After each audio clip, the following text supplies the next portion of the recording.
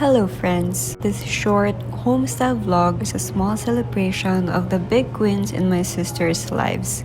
Tony's birthday, Bea's oath-taking, and the moment they both officially became professionals. The past few years haven't been easy, but being here, celebrating their achievements makes everything worth it. To everyone who stood by us, believed in my sisters, and supported along the way, thank you. We truly wouldn't have reached this moment without you. It's Tori's birthday today. We have a scheduled activity at Super Park. Hello! It's my birthday! We're here at Super Park Philippines. This is not sponsored, but you can sponsor us.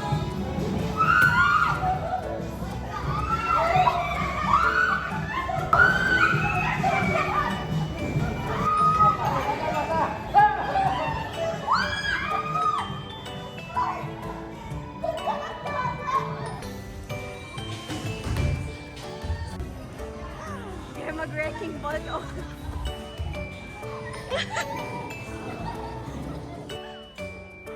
Oh, ati yun.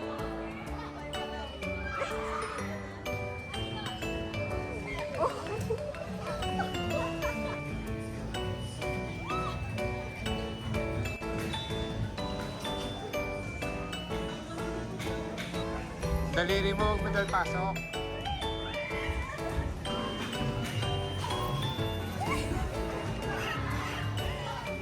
Just waiting for our table. Happy birthday, Tony! Birthday, Tonyeng. Message namin sa'yo.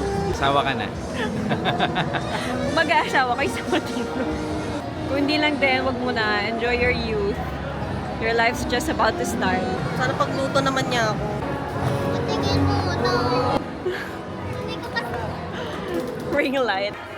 After 2 hours of running, jumping, and laughing our hearts out, we're ending the night the only way a birthday should end, with good food and slow moments. A birthday spent playing, eating, and being together.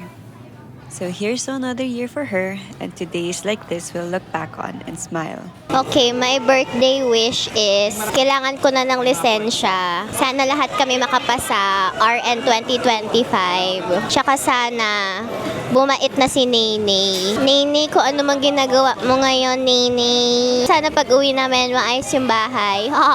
What's your birthday wish for me? Meron na, panoorin mo na lang sa edit. What's your birthday wish for me? Huwag ka nang masungit sa akin. In-expose niya ako, wag daw akong masungit sa kanya. Okay. Pahabol pa ako. Sana nurse ka na. Ay, hindi sana. Nurse ka na. What's your birthday wish for me? Sana ma-attain mo yung mga gusto mong mangyari sa life mo. Kaunta! Ititaikimasu!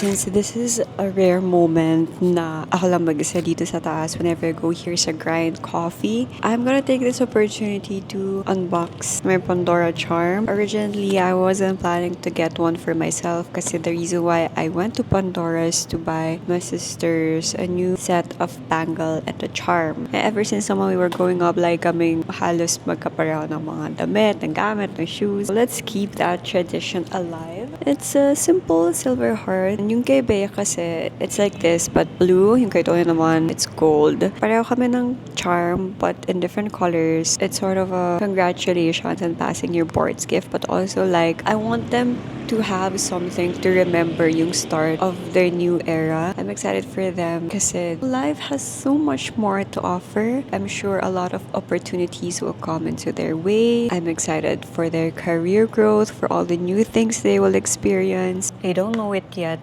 but their Pandora bracelet actually hiding lang sa bahay. I love spoiling my sisters. They deserve everything and anything. I only wish I can give them like lahat talaga in the world. If I can, I would. Hope and pray they get to have a good life. They get to find a good partner as well, the one that complements them, who will support their dreams, crazy ideas in life, their timeline. You just need to find someone or wait for someone you can see yourself spending the rest of your life with, literally. I'm not pressuring them to get married. If anything, I want them to do the opposite. I want them to enjoy their single life, learn more about themselves, explore. It's Bea's oath-taking today. It's gonna be at the Tent City. We're now at the Manila Hotel lobby. I'm just waiting for Bea so we can go to our dinner place. Congrats, Bea!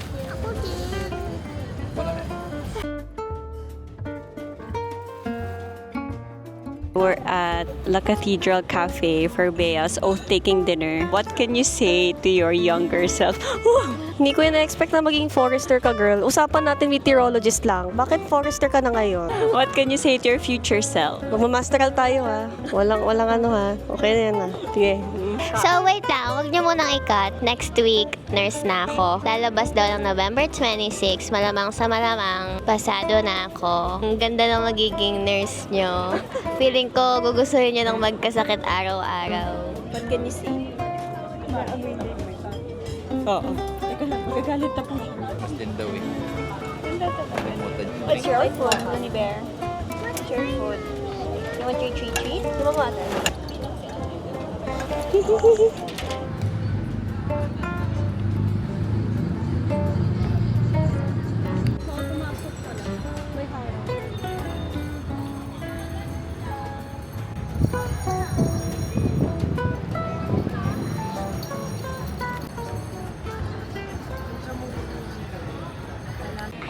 Kami ngayon sa Port Santiago. The regular price of the ticket is 75 pesos. Thank you. But for students, PWD, it's 50 pesos. Pero hindi naman sa pagmamayabang, 75 pesos yung binayad namin kasi graduate kami. He is the off-taker. Isa siyang forester. Vlog takeover.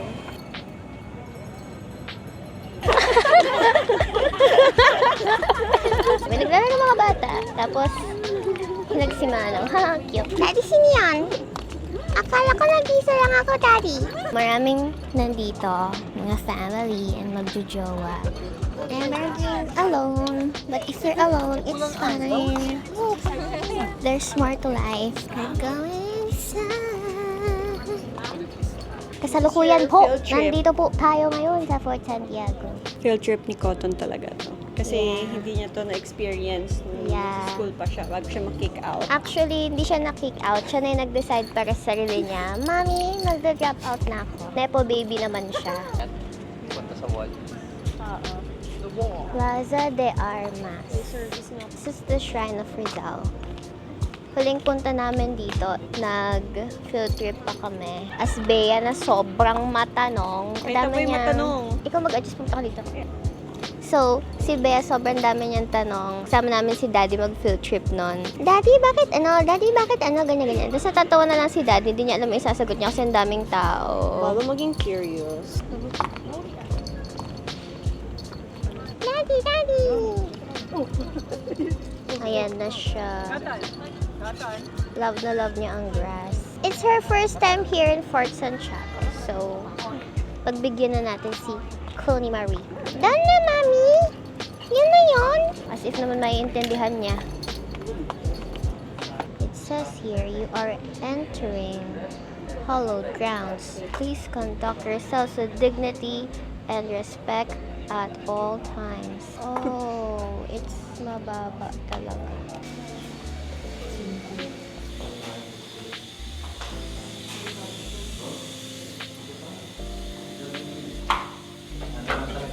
Yeah, it's very dark here dati. Parang mas eerie na sa place ito. Yeah, mabigat sa pakiramdam. Dito sa part na to. How was the experience? Pumunta dito when you're an adult na and may mas alam about history than when you were in grade school na parang you just go here for the sake of it. Yeah. Kasi mas may emotional intelligence ka na. O, di mo kaya. New York! Mahal ko na. Sa'yo hindi mo wawalan. Yung mga panahon na yun, yung nagdo-doorbell na yung Okay, magtataho lalayo. sa akin. Hindi siya smelly. Ikaw lang ang may amoy. No kaya. Kahit Ikaw dito ni ka pa Mayang to, Bera. Kahit 10 pa kayo. Siyempre kapareho mo na Tignan niyo muna yung mukha kong hulas na. Kaya masasabi ko lang magdala kayo ng fan dito. Okay, so that's it for today's vlog. Sana po i-monetize nyo to at mabilhan ng maraming treats ang aming maliit na ipis here. Bye! Bye! This is their celebratory dinner. Hello, 89.40. That's my new personality. Change of plan. Nandito na kami sa Cabanas. Kasi gutom na kami tapos sa haba ng pila dun sa Concordia. 9:48 p.m. Hindi ko gets. I don't get the crowd. It's a weekday. And the best thing, kami lang dito. You're gonna execute the surprise. I'm passing the mic to the top 23. Disclaimer lang po, baka isipin nyo kasi self-proclaim na ko, pampalubag loob na lang. I'm passing this mic sa magbabayad ng dinner tonight. Thanks, babe. Wala po kong cash. I'm passing the mic sa person na nag-aabang lagi sa aking pasamgyup. Hanggang ngayon wala pa yung samgyup. Yung next person, pag bibigay ka ng mic, ay naka-pink. Yun na yung best niya. Sorry. Oh my God! Okay, commercial break. So now, magpapasa tayo ng kiss! This is so unexpected, I swear. Hindi po to scripted. Nakasya yung sapatos sa inyo. Tapatos. Wala mong kuko. Because of course I'm special. OMG. Cute. Hindi pareho na tayo. Yes. Oh, it's a new too. Kasha? Yeah. Thanks.